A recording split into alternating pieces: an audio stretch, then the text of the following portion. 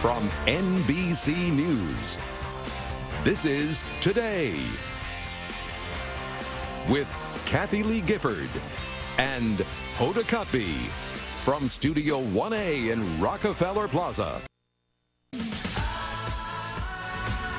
All right, it used to be if you saw a therapist, you kind of kept it hush-hush. But over the years, seeking help has become talked about, just like going to the gym is. And recommending it is no longer taboo. Or at least Jerry Seinfeld didn't think so when he suggested therapy to George, who really needed it. Take a look. You really need some help, but a regular psychiatrist couldn't even help you. You need to go to, like, Vienna or something. You know what I mean? You need to get involved at the university level, like where Freud studied, and have all those people looking at you and checking up on you. That's the kind of help you need. Not the once a week for $80. No, you need a team.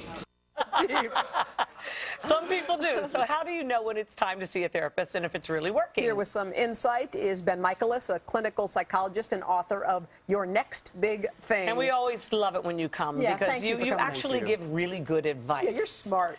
Yeah. Okay, so when is it right to see a therapist? I think there are people who find themselves in broken relationships or they've lost a loved one or something like that. And you They're think, struggling. Yeah, you need something. But when should you go? You know, it's when you start to see repeating patterns like, I've done this before, I've had this fight before. Yeah. Or the same relationship over and over again. Like, I dated this man before. He had a different... In a different form. Yeah, he had a mustache last time, but like now it's the same relationship and something's not working. Or if you find yourself always going back to the same patterns. So, for example, if you have a bad day at work and you always hit the Malamars really, really hard, or you always do retail therapy to the point where you've gotten some pretty big credit card bills. I think a lot of people think, you know what, if I have a good friend or good friends or a sister or a husband or somebody, I don't need a shrink. Like, I'm fine with that. Is that sometimes enough?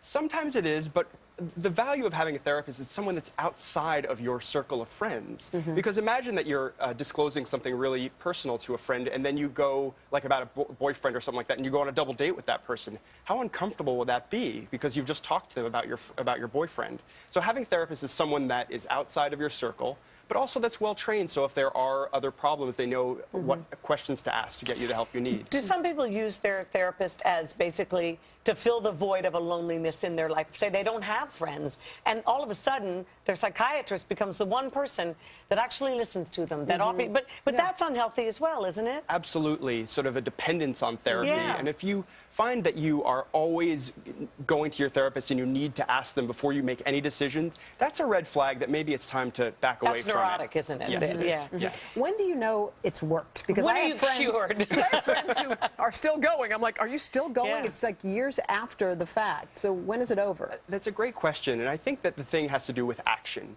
You know, insight into your problems is helpful, but it's about action. It's if you're actually doing something different in your life to make changes that are significant, that's how you know that therapy is working. And if you're not taking action in your life, then it's probably time to consider something else. Are there some problems that you just have to carry? Like you think about people who, I mean, these are big things, but people who've been through World War II or Auschwitz are big, big, big things that you can't untangle. Like certain tragedies in life, you just have to carry and be a productive person, don't you sometimes? You do. You can't fix it. Yeah, well, you can't fix those experiences, but what you can do is transform those experiences into something for other people.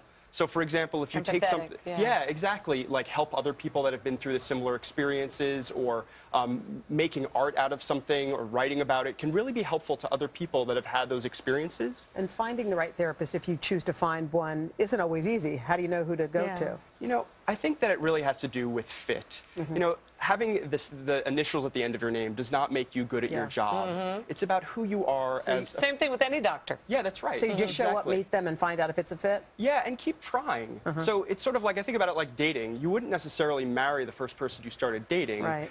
And the same thing with a therapist. If it doesn't feel quite right, keep going. But ultimately, you should end it and not just pay their rent for the rest of their lives. That's right. That's right. You're supposed to get cured. That's Thank you so much. Good to see you. Thank you. Next